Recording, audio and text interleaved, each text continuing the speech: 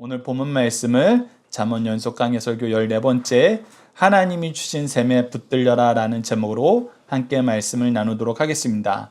말씀을 위해 제가 다시 한번 기도하겠습니다. 하나님 아버지, 저희들에게 잠언의 지혜의 말씀을 허락하여 주셨고 하나님의 뜻 안에서 하나님을 경외하는 삶을 살 때 하나님이 우리에게 가르쳐 주신 공의로, 정의로, 공평함으로 나아가는 삶을 살아야 됨을 가르쳐 주셨고 이 모든 은혜 안에서 우리에게 가장 치명적인 이 성적인 음료의 유혹에 대해서 말씀을 통해서 묵상할 수 있도록 인도해 주심을 감사합니다.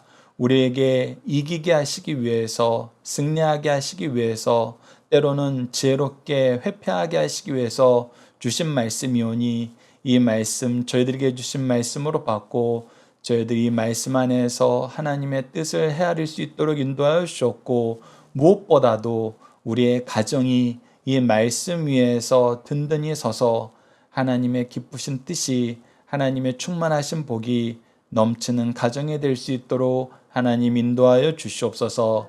함께 하심을 믿사오며 예수님 이름으로 기도드리옵나이다. 아멘. 여러분, 저희도 오늘 새로운 찬송 556장으로 찬양 드렸는데 이 556장 찬양을 보면 오늘 새벽 예배에 대한 말씀이 1절 찬양, 오늘 오전 예배에 대한 말씀이 2절 찬양으로 연결돼요. 그래서 여러분들 오늘 말씀을 들으시고 다시 한번 오늘 찬송가 556장 날마다 주님을 의지하는 이 찬송가 가사를 한번 보십시오. 그럼 우리가 참 많은 은혜를 누릴 수 있습니다. 자, 우리 오늘 말씀을 통해서 함께 묵상할 내용들 먼저 살펴보도록 하겠습니다. 첫 번째는 하나님이 가정을 세우신 목적은 무엇이며 가정을 통해서 깨닫게 하신 뜻은 무엇입니까? 우선 이것을 우리가 창세기 말씀과 마태복음 말씀을 통해서 먼저 확인하는 시간을 갖도록 하겠습니다. 그리고 두 번째는 배우자가 우물이 되고 샘이며 밖으로 흐르지 못하게 하라는 뜻은 무엇인지를 우리가 먼저 알아야 돼요. 우리가 우물과 샘은 사실은 축복을 얘기하고 있어요. 근데 하나님께서 우리가 신명기 16장 11절 말씀 새벽 예배 때도 잠깐 나눴는데 이 말씀을 보면은 우리가 복의 통로가 되고 복을 나누라고 했는데 왜 이 잠언 말씀에서는 우리에게 주신 이 우물, 샘을 밖으로 흐르지 못하게 하셨는가? 이 두 말씀의 차이는 어디에서 오는 것인가? 여러분들 그 내용을 우리의 말라기서 말씀과 오늘 본문 말씀을 통해서 확인하고 이것을 아는 게 굉장히 중요합니다. 이것을 우리가 이게 하나님의 뜻이구나 라고 받아들이고 우리가 가정을 이루는 것과 하나님의 뜻이 무엇인지는 상관하지 않고 하나님의 방법이 무엇인지 상관하지 않고 내가 좋은 대로 가정을 이루고 나서 생활하는 것은 완전히 달라요. 특히 이 지혜로운 삶과 위기 앞에서 우리가 어떤 삶을 사는지는 세상하고 완전히 다른 삶을 살게 됩니다. 그런데 우리가 이미 이 세상 역사, 교회사를 통해서 확인한 것은 하나님의 말씀에 확실한 방법과 확실한 목적이 있는 것은 하나님의 방법과 목적을 따르는 것이 더 좋은 결과를 이루어요. 우리가 신앙생활하면서 바로 이걸 확인한 겁니다. 여러분들 세상 사람들은 이 말씀이 우리에게 가르쳐주는 것이 무엇인지 모르기 때문에 하나님의 뜻과 하나님의 방법을 모르니까 이 세상에 일어나는 일을 보고도 그걸로 분석을 못해요. 근데 우리는 세상 사람들이 이야기하는 것도 알고 하나님의 말씀도 알아요. 그렇기 때문에 우리는 분명히 비교하게 됩니다. 세상 사람들이 얘기하는 것과 하나님 말씀의 차이를 분명히 경험하고 무엇이 더 좋은지를 알게 돼요. 이게 바로 성경이 주는 놀라운 지혜예요.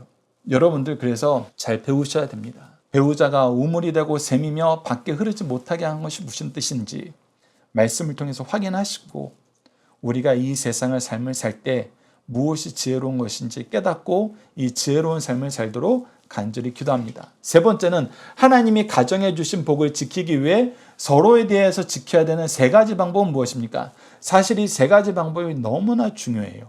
이 세 가지 말씀을 통해서, 세 가지 방법을 통해서 여러분들이 은혜를 누리시길 바랍니다. 그리고 이 삶을 실천하시길 바라요. 자, 네 번째 마지막은 하나님이 주신 복과 이 복을 지키는 방법에서 떠나는 자들은 어떻게 되나요?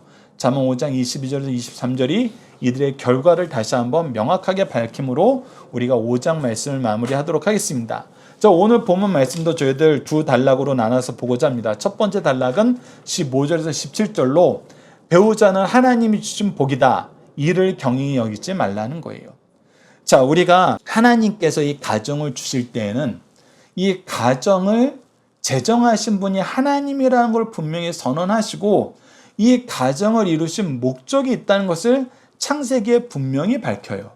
우리 창세기 1장 27절에서 28절 함께 읽어보도록 하겠습니다. 시작. 하나님이 자기 형상 곧 하나님의 형상대로 사람을 창조하시되 남자와 여자를 창조하시고 하나님이 그들에게 복을 주시며 하나님이 그들에게 이르시되 생육하고 번성하여 땅에 충만하라. 땅을 정복하라. 바다의 물고기와 하늘의 새와 땅에 움직이는 모든 생물을 다스리라 하시니라. 하나님께서 하나님의 형상으로 사람을 창조하셨는데 남자와 여자로 창조하셨어요. 남자와 여자로 창조하시고 첫 번째 하신 일이 뭐예요? 그들에게 복을 주셨어요. 먼저 그들에게 충분한 것을 공급해 주시는 거예요. 공급해 주시고 사명을 주셨는데 그 사명이 뭐예요?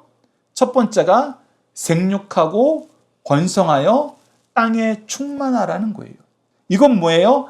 하나님의 형상으로 창조받은 너희들의 수를 늘리라는 거예요. 그래서 이 수가 충만하게 하시기 위해서 남자와 여자를 창조하셨다는 거예요. 그리고 너희들이 충만한 다음에 무엇을 하라? 땅을 정복하고 바다의 물고기와 하늘의 새와 땅에 움직이는 모든 생물을 다스리라. 이들에게도 너희들이 무엇이 되어야 된다? 하나님의 형상으로 창조함을 받아서 하나님이 주신 복으로 너희들이 생육하고 번성하고 땅에 충만하였던 것처럼 땅에 있는 모든 생물들, 바다와 하늘에 있는 모든 생물들도 생육하고 번성하여 땅에 충만하게 하는 일을 해라. 그래서 하나님의 복을 나눠주는 일을 해라. 이것을 위해서 하나님이 사람을 창조하시고 일을 할 수 있는 협력자로 남자와 여자를 세우셨다는 거예요. 찬주가 창세기 2장 18절 말씀 읽어주도록 하겠습니다. 좀 크게 읽어주세요. 하나님이 이르시되 사람이 혼자 사는 것이 좋지 아니하니 내가 그를 위하여 되리라 하시니라. 네, 이 말씀을 보면 여러분들 창세기 1장 27절과 28절 말씀에 근거하여서 왜 혼자 사는 것이 좋지 않아요? 왜 혼자 사는 것이 좋지 않죠? 예, 혼자서는 생육하고 번성할 수가 없어요. 그래서 하나님이 원래 정하신 계획이 있는데 이 계획을 이루지 않는 모습으로 남아있는 것은 옳지 않다는 거예요. 좋지 않다는 거예요. 그래서 그를 위하여 돕는 배필을 지셨다는 거예요. 즉 하나님께서 주신 복을 서로 나누는데 이 1장 말씀과 2장 말씀을 연결해서 보면 무엇이 드러나냐면 하나님이 그들에게 복을 주시며 할 때 그 첫 번째 복이 뭐가 된 거예요? 첫 번째 복이 자기 배우자가 된 거예요. 남자에게는 여자, 여자에게는 남자가 하나님이 주신 가장 근원적인 복이 된 거예요. 우리에게 창세기에서 1장 말씀과 2장 말씀은 이것을 가르쳐줘요. 하나님이 복을 주시고 이 복 안에서 생육하고 번성하게 하시겠다 그랬는데 이 복을 주시기 위해서 생육하고 번성하게 하시기 위해서 주신 존재가 남자에게는 여자, 여자에게는 남자로서 돕는 배필이었다는 거예요. 그러니까 이 뜻을 안 아담이 자기 아내를 보고 뭐라고 고백하게 됩니까? 창세기 2장 23절과 24절을 보면 아담이 이르되 이는 내 뼈 중에 뼈요 살 중에 살이니라. 나의 살 중에서 가장 귀하고 나의 뼈 중에서 가장 귀하다는 거예요. 인간의 몸을 고대 사회 사람들은 뼈와 살로 이루어졌다고 얘기했어요. 즉 나에게 있어서 가장 귀한 것이 바로 당신입니다라는 얘기예요. 하나님이 주시는 가장 귀한 것이라는 뜻이에요. 근데 여기서 우리가 창세기의 배경 말씀을 보면 굉장히 중요한 사건이 나타나요. 하나님께서 아담에게 배필을 주실 때 하나님께서 아담의 의견을 존중하셨어요? 아니면 아담의 의견은 물어보지도 않으셨어요? 물어보지도 않으셨어요. 즉 아담이 선택했어요? 하나님이 주셨어요? 예, 하나님이 주셨어요. 이게 가정의 본질이라는 겁니다. 성경 안에서. 가정은 하나님이 주신 것이다. 가정은 하나님이 하나 되게 하신 것이다. 이 과정 안에서는 어떤 작용이 있는지는 우리가 너무나 다양해요. 성경을 보면은 하나님께서 땅끝까지로 복음을 전하라 하신 이 말씀은 동일해요.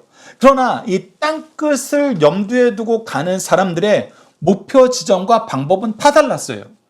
빌립도 달랐고 베드로도 달랐고 바울과 바나바도 달랐고 다 달랐어요. 그러나 동일한 건 뭐예요? 땅끝까지로 복음을 전하라는 그 말씀은 동일했어요.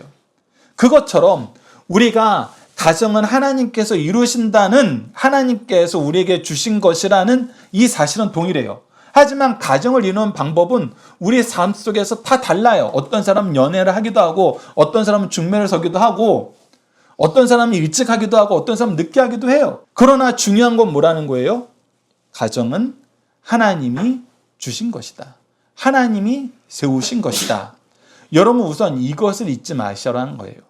그러면서 우리가 한 걸음 더 나아가서 오늘 말씀과 연결되는 이 가정의 복, 이 가정의 복을 얘기할 때 우리가 먼저 말라기서 2장 15절 말씀을 봅시다. 하나님이 가정에 대한 질서를 세우셨는데 그 질서가 뭐예요? 말라기서 2장 15절 제가 읽어드릴게요. 그에게는 영이 충만하였으나 오직 하나를 만들지 아니하셨느냐. 즉 아담에게 하나님께서는 여인을 돕는 배필을 여러 명 줄 수 있었어요. 하나님은 능히 그럴 능력이 있는 분이셨어요. 근데 오직 하와 여자 한 명만 줬다는 거예요. 하나님이 한 명만 주신 것은 능력이 부족하였기 때문인가? 그렇지 않다는 거예요. 하나님께서는 목적이 있으셨다는 거예요. 여러분들 남자 한 명과 여자 여러 명 있는 것과 남자 한 명과 여자 한 명 있는 것과 어느 것이 더 생육하고 번성하는 데 도움이 되겠어요?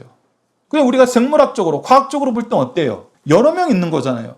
그 하나님께서 여러 명을 주신 것이면 생육하고 번성하는 것이 최종 목적이었으면 여러 명 주실 수도 있었어요. 근데 분명히 성경은 얘기해요. 하나만 만드셨다. 왜 그러셨다? 그 말라기 2장 15절 말씀에 그 이유가 있습니다. 이는 경건한 자손을 얻고자 하심이 아니냐. 즉 자손이 그냥 많아지는 것이 중요한 게 아니라는 거예요. 어떤 자손이어야 된다?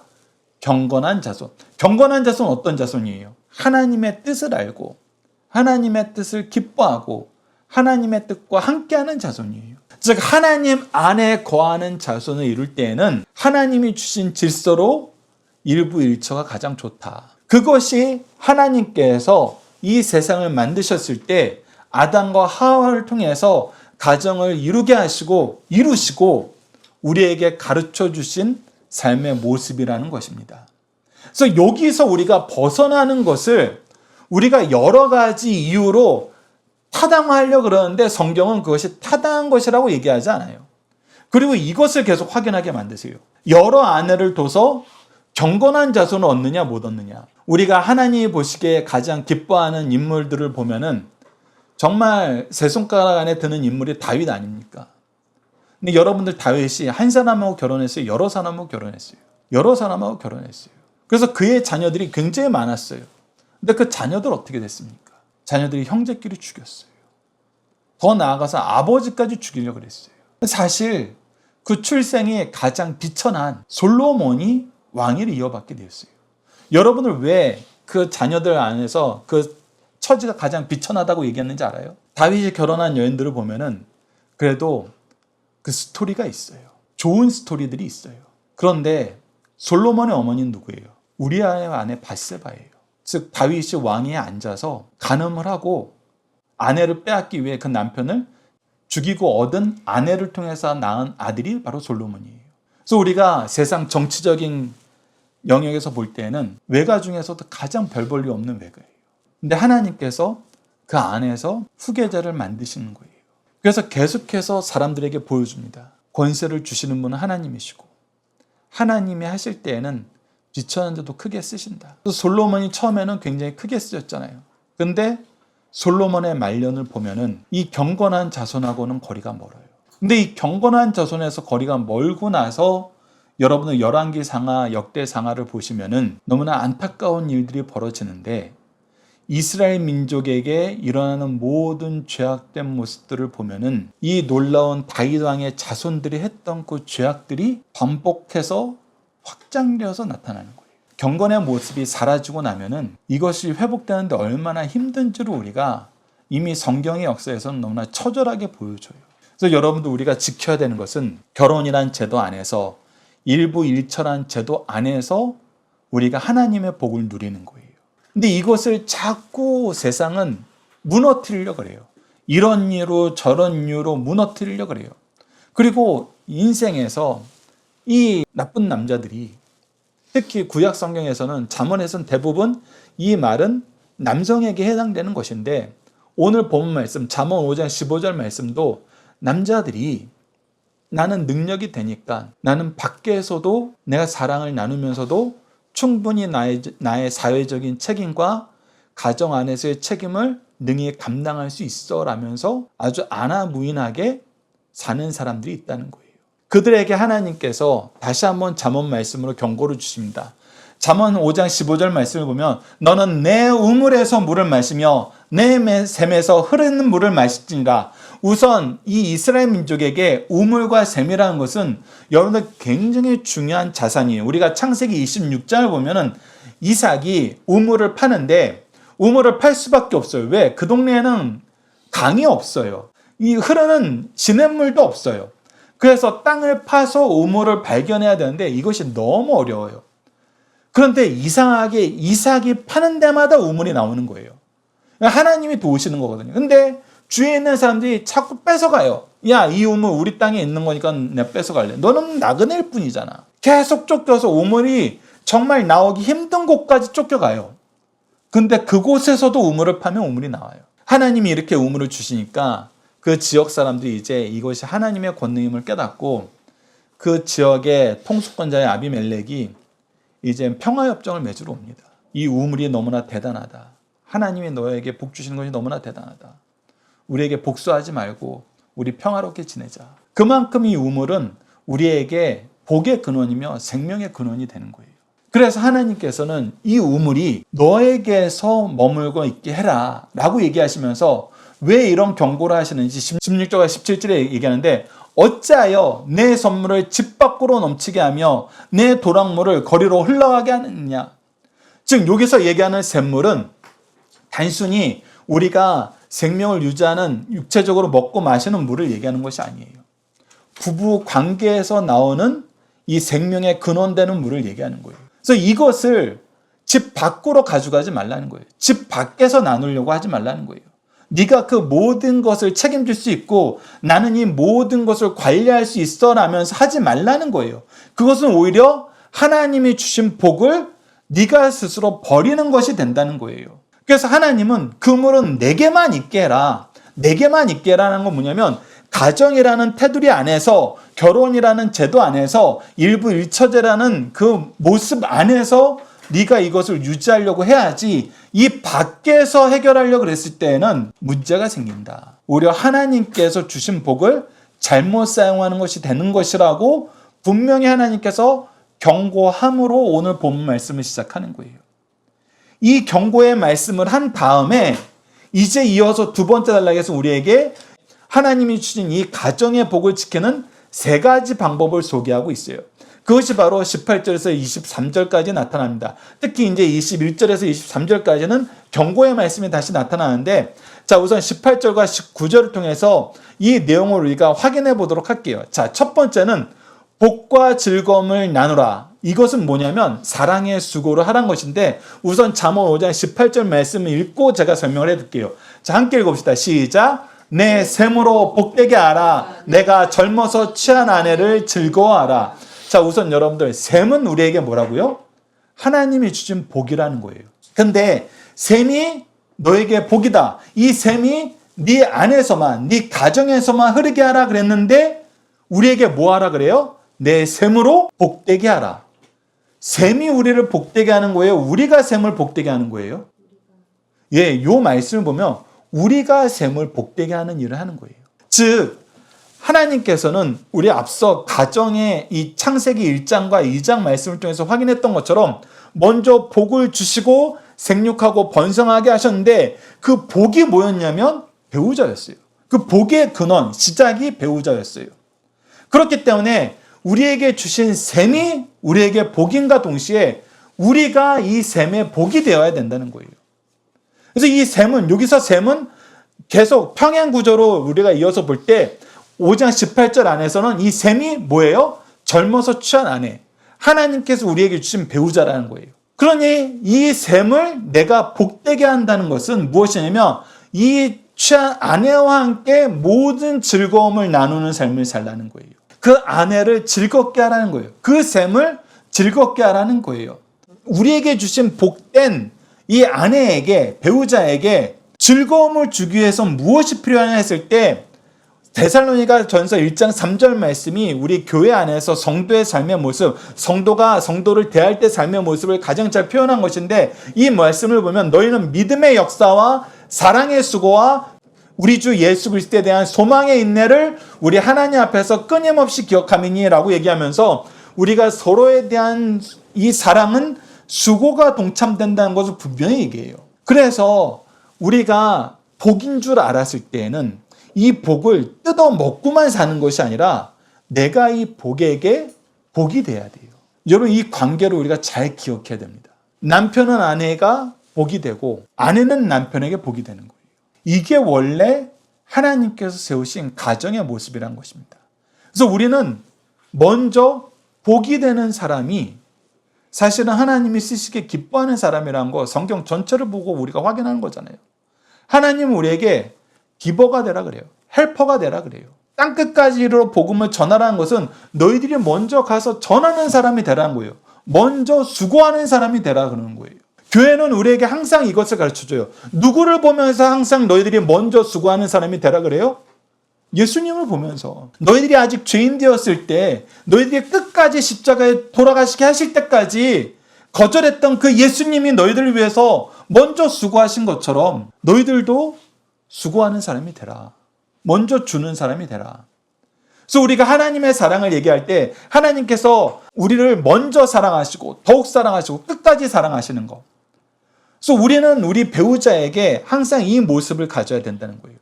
우리가 주는 사람이 되자. 즐거움을 선사하는 사람이 되자. 그러면서 두 번째가 굉장히 오묘합니다. 굉장히 오묘해요. 두 번째는 배우자에게 만족하고 사랑을 사모하라는 거예요. 사실 이 말씀이 오늘 본문 말씀의 제목을 이끌어준 말씀입니다. 오늘 본문 말씀의 제목이 뭐죠? 전체 제목이 하나님이 주신 셈에 붙들려라라는 거예요. 하나님이 주신 축복인 셈, 나의 배우자에게 붙들리라는 거예요. 붙들 때는 어떻게 하는 거냐면 사모하라는 거예요. 우리 잠언 5장 19절 말씀 함께 읽어봅시다. 여러분들이 좀 읽어주세요. 시작. 그는 사랑스러운 암사슴 같고 아름다운 암노루 같으니 너는 그의 품을 항상 족하게 여기며 그의 사랑을 항상 연모하라. 예, 여기서 5장 19절 말씀에서 그의 품을 족하게 여긴다는 것은 그에게 만족함을 얻으라는 거예요. 우리가 결혼하거나 연애를 할 때 보면은 남편 욕은 누가 제일 많이 하고 부인 욕은 누가 제일 많이 해요? 배우자들이 한다 그러잖아요. 항상 친구들 만나면은 자기 배우자들 그런 흉보는 거, 그건 뭐예요? 내가 그들에게 만족함이 없다는 거예요.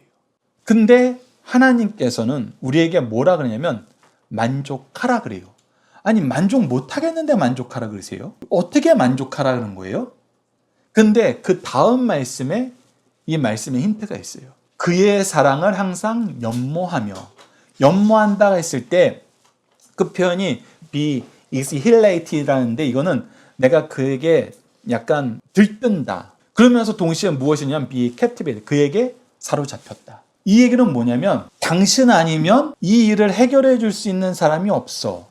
당신을 통해서만이 이 일이 해결되라는 마음으로 오직 그 사람에게 내가 매달리는 거예요. 좀 우리가 아쉬운 소리 같지만 정말 그 사람에게 내가 해결책을 찾는 거예요. 여러분, 이게 세상에서 생각하면 되게 어려운 일 같아요. 왜냐하면 사람은 고쳐 쓰지 못한다 그러잖아요.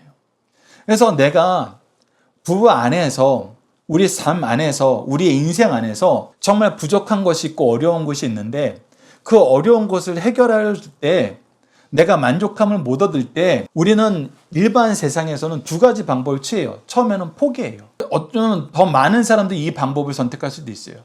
아, 저 사람을 통해서는 이게 불가능하구나. 저 사람을 통해서는 이거 안 되는구나. 그래서 포기해요. 그래서 어떤 사람은 포기하니 아쉬운 게 없더라. 포기하니 오히려 만족하더라. 이렇게 얘기하는 사람들도 있어요. 그 다른 사람들은 아주 안 좋은 것인데 다른 데서 그것을 채우려고 그래요. 그런데 우리가 인생을 살아보면 잘못된 결정을 했을 때, 특히 포기하는 건 그래도 외부적으로 문제가 안 되니까 좀 덜한데, 다른 데에서 해결 방안을 찾으려 그럴 때, 특히 부부 간의 관계 안에서 찾으려 했을 때 우리가 왜 만족함을 못 누리는가? 왜 헤어짐을 선택하게 되는가? 왜 다른 사람을 우리가 찾게 되는가라고 봤을 때, 이거는 사회에서도 연구한 사람들이 많이 이 얘기를 하는데, 대상이 잘못됐다기보다는 그 해결 방안을 찾는 방법이 틀렸다. 대하는 방법이 틀렸다. 그 얘기를 굉장히 많이 하거든요. 그래서 우리 젊은 시절에도 대화가 필요해라는 노래가 있었잖아요. 그건 뭐냐면 우리가 혼자 생각하고 혼자 결론을 다 내버리는 거예요. 여러분, 그거는 해결하는 것이 아니에요. 문제를 더 생산하는 거예요. 그래서 대상이 잘못된 것이 아니라 방법이 잘못된 것이 굉장히 많은데, 우리는 방법이 잘못되고 과정이 잘못된 것은 깨닫지 못하고 대상이 잘못됐다고 결론 내버리는 경우가 많다는 거예요. 그랬을 때 우리가 잘못된 선택을 하게 돼요. 이거는 단순히 배우자 관계에서만 일어나는 거 아니에요. 세상 사람들과의 모든 관계에서도 우리가 동일하게 일어날 수 있는 거예요. 근데 배우자 관계에서 이것이 특히 중요한 이유가 무엇이냐라고 했을 때, 이것이 앞서 강하게 설명한 그 내용하고 이어집니다. 여러분들, 가정은 누가 하나 되게 하신 것이라고요? 하나님이 하나 되게 하신 거라고요. 그래서 우리가 세상적으로 가정을 이루었으면, 하나님 말씀 없이, 하나님의 신뢰함 없이 우리가 가정을 이루었으면, 우리는 끊임없이, 이 방법이 너무나 지진하고 힘들거든요. 어려워요. 이거 쉬운 거 아니에요. 절대 쉽지 않아요. 이거 쉽게 되는 사람들 보면 되게 부럽고, 저 사람들은 정말 너무 잘 만났다, 우리가 저 사람들은 정말 퍼펙트 매치다, 이렇게 얘기를 하지만, 사실은 하나님께서 우리에게 가르쳐 주신 방법도 우리가 찾아야 된다는 거예요. 그에게 사로잡히고 그를 향한 마음이 있어야 된다는 거예요. 그래서 사실은 방법의 문제라는 거예요. 특히 그리스도인들은 가정을 주신 분이 하나님이시기 때문에 우리가 결혼을 하면은 상대방, 대상에 대한 의심은 이제 거둬야 돼요. 이게 굉장히 큰 작용입니다. 굉장히 큰 차이예요, 세상과는 다른. 세상은 끝까지 대상에 대한 의심을 놓지 않아요. 끝까지 대상에 대한 탐구와 연구를 봐요. 그러면서 끊임없이 세상 사람들하고 비교를 해요. 그래서 끊임없이 바깥에서 만족을 얻으려고 그래요. 다른 사람이 발견한 방법이 나에게도 맞는 것처럼 우리가 생각할 때가 있어요. 근데 아니라는 거예요. 우리는 대상이 문제가 아니라 방법이 달랐다는 것을 깨닫고, 방법이 틀렸다는 걸 깨닫고, 그의 사랑을 항상 연모하라는 거예요. 그를 통해서 해결을 하기 위해서 우리가 그에게 매달리라는 거예요. 그에게 잡힌 바 되라는 거예요. 하나님이 주신 복을 우리가 신뢰하고 나아가면 된다는 거예요. 그래서 그것을 이어지는 21절에서 우리에게 가르쳐 줍니다. 사실 21절 말씀 우리가 이미 잘 알고 있는 거예요. 잠언이 1장에서부터 5장까지 이어지면서 이 말씀에 벗어난 이야기를 하신 적이 없어요. 성경이 이 말씀에서 벗어난 이야기를 한 적이 없어요. 근데 이것을 잃어버리니까 우리가 자꾸 잘못된 선택을 하는 거예요. 셋째, 그래서 우리가 봐야 되는 세 번째 장법은 뭐냐면, 축복의 통로가 되고 내가 헬퍼가 되고 기버가 되고 연모하는 사람, 시커가 되는 중심에는 하나님에 대한 신뢰가 있다는 거예요. 우리 잠언 5장 21절 함께 읽어봅시다. 시작. 대저 사람의 길은 여호와의 눈앞에 있나니 그가 그 사람의 모든 길을 평탄하게 하시느니라. 네, 우리가 하나님을 신뢰한다는 것은 뭐냐면, 모든 사람은 하나님께서 감찰하신다. 그리고 하나님께서 그의 백성은 평탄하게 하신다. 그 평탄하게 하시는 첫 단추가 성경에서 가르쳐 준 게 뭐였어요? 가정이었어요. 가장 근원적인 축복이에요. 우리가 지난주에 내 부모를 공경하라 할 때도 성경적으로는 가정이 이 세상 국가보다도 더 근원적인 하나님이 세우신 기관이었어요. 근데 그 기관의 시작이 배우자예요. 복의 시작이 배우자예요. 그러니 이 복을 통해서 우리를 평탄하게 하시는 하나님의 뜻을 우리가 의심하지 않아야 된다는 거예요. 의심하지 않고 헬퍼가 되고 시커가 되었을 때, 돕는 자가 되고 연모하는 자가 되었을 때, 우리는 그 안에서 만족함을 얻고 더 많은 복의 풍성함을 누리게 돼요. 우리가 계속 얘기하는 가정의 복을 우리가 누리게 된다는 것입니다. 그런데 우리가 이 하나님을 신뢰하지 않고 가정을 이루게 하신 하나님의 뜻을 우리가 찾으려 하지 않고 그 뜻을 실천하려 하지 않고 바깥으로 나돌았다가는 여러분 그 복을 잃어요. 복을 빼앗깁니다. 그래서 우리는 어떠한 삶을 살아야 된다? 그렇기 때문에 우리는 더욱 기대하며 수고로 찾으며 가정과 교회의 복을 소망하게 된다. 그래서 하나님이 우리를 평안으로 인도하신다는 걸 믿으면은 우리가 부부 관계도 날로 날로 계속 깊어지고 새로워지는 거예요. 내 배우자가 나에게 이런 면까지 좋은 것을 주네. 저는 요즘에 부족한 시간을 보내면서 이 부분을 더 강하게 느껴요. 우리가 처음 결혼했던 20년 전하고는 내가 내 배우자를 통해서 이런 기쁨을 누리는구나, 이런 만족을 누리는구나. 그 20년 전에는 경험하지 못하고 깨닫지 못했던 것을 지금 더 풍족하게 느끼고 풍족하게 경험하게 됩니다. 미안한 것은 저만 느끼는 것 같아요. 제가 주지는 못하는 것 같아요. 그러나 하나님께서는 서로가 서로에게 복이 되게 하셨어요. 그리고 하나님이 주신 제도 안에서는 우리가 이 복이 됩니다. 그리고 이 관계는 여러분들 부부 관계에서 끝나지 않아요. 이거는 가정과 교회에서 확장됩니다. 부모와 자식 관계로 확장이 돼요. 교회에서 성도와 목회자의 관계로 확장이 돼요. 성도와 성도 관계로 확장이 돼요. 교육자와 교육자 관계로 확장이 돼요. 더 나아가서 세상에서도 확장이 돼요. 그래서 이 제도가 하나님이 주신 질서 안에서 그 질서 안에서 흐르면은 복은 확장이 돼요. 그러나 이 질서를 무너뜨리고 나가면은 여러분 그건 죄가 확장이 되는 겁니다. 여러분 이 부분을 그래서 기억하세요. 하나님께서 신명기 16장 11절 말씀 우리가 새벽 예배 또는 아는 말씀 안에서도 네가 네 모든 권속 안에서 복이 되라 하실 때 복이 될 때는 하나님이 주신 질서 안에서 복이 되는 거예요. 결혼이라는 제도 안에서 가정이라는 테두리 안에서 교회라는 테두리 안에서 성도의 모임이라는 테두리 안에서 하나님을 사모한다는 테두리 안에서는 여러분 이것이 복이 돼요. 그러나 그 테두리를 깨버려요. 가정의 테두리를 깨고 음녀에게 가요. 가정의 테두리를 깨고 아버지를 아버지로 인정 안 하고 나에게 더 많은 은혜를 주고 내가 원하는 걸 들어줄 수 있는 사람을 아버지보다 더 공경하는 삶을 살아요. 그거는 하나님이 정해주신 틀을 깨는 거예요. 교회도 마찬가지예요. 내가 세례를 받고 임직을 한 교회면은 이곳에서 하나님이 나에게 주신 복이 있어요. 복이 넘치게 하세요. 여기서 내가 헬퍼가 되고 시커가 돼야 돼요. 그러면은 이 복이 충만하여서 넘치게 돼요. 우리 가정을 넘어서 우리 교회를 넘어서 우리 이웃과 나라와 세계까지 넘치게 돼요. 그러나 우리가 이 틀을 깨고 나가버리면은 우리 오히려 재앙을 불러온다는 겁니다. 죄악만 불러온다는 거예요. 그래서 그 재앙과 죄만 불러온다는 경고의 말씀이 20절에서부터 23절까지 이어집니다. 자, 5장 20절을 보면 내 아들아 어찌하여 음녀를 연모하겠으며 어찌하여 이방 계집의 가슴을 안겠느냐. 하나님이 주신 이 복의 틀을 깨고 나가서 너희들이 이것을 남용하고 오용하면 어떻게 된다? 5장 22절 읽어봅시다. 시작. 악인은 자기의 악에 걸리며 그 죄의 줄에 매이나니 스스로 자기 악에 자기가 걸려요. 그리고 그 주의 죄에 매여서 자유함을 잃어요. 내가 하나님이 주신 틀을 깨고 나가는 게 자유인 줄 알았는데 깨고 나갔더니 오히려 죄악의 노예가 되어버렸어요. 세상의 노예가 되어버렸어요. 계속해서 5장 23절에서 얘기합니다. 그는 훈계를 받지 아니함으로 말미암아 죽겠고 심히 미련함으로 말미암아 혼매하게 되느니라. 그러니까 하나님이 주신 제도를 깨트리고 나가면은 오히려 죽게 되고 이것은 미련한 길이라 그랬는데 미련한 것이 아니라고 얘기하면서 나가니까 어떻게 돼요? 혼미하게 돼요. 앞뒤 구분을 못하게 된다는 거예요. 미련한 상태에서 정말 비천한 상태로 떨어지게 된다는 것입니다. 여러분 이 경고의 말씀 잘 기억하셔야 됩니다. 이 경고의 말씀 잘 기억하시고 하나님이 주신 제도 안에서 틀 안에서 하나님이 주신 복을 나누고 복을 찾는 사람이 되세요.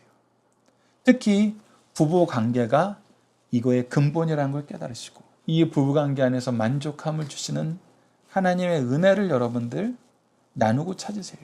그랬을 때 우리 아이들은 경건한 자녀로 자라게 되고 세상을 이끄는 구속사의 능력 있는 일꾼으로 자라게 되는 것입니다. 이 은혜의 역사가 우리 가정과 우리 교회에 충만하기를 기도하도록 하겠습니다. 자녀들과 함께하는 기도 훈련 내용으로 함께 기도하도록 하겠습니다. 우리를 축복하시고 우리로 축복의 통로가 되게 하신 하나님, 하나님의 복을 누리며 나누게 하시려고 우리에게 가정과 교회를 허락하여 주심을 감사합니다. 가정과 교회를 주신 분도 하나님이요, 유지하시며 복이 넘치게 하시는 분도 하나님이요, 더 많은 열매로 충만하게 하시는 분도 하나님이신데, 우리가 하나님의 뜻과 방법을 떠나 하나님이 주신 가정과 교회를 미워하며 나누려 함을 용서해 주소서. 하나님을 신뢰하면서 우리가 복의 통로가 되게 하시고 복을 구하며 만족을 얻게 하시고, 더 나아가 하나님이 주신 가정과 교회에서 더 많은 복을 누리게 하심을 기대하며 날마다 해마다 더 많은 복을 나누는 가정과 교회가 되도록 도와주소서. 예수님 이름으로 기도드립니다. 아멘.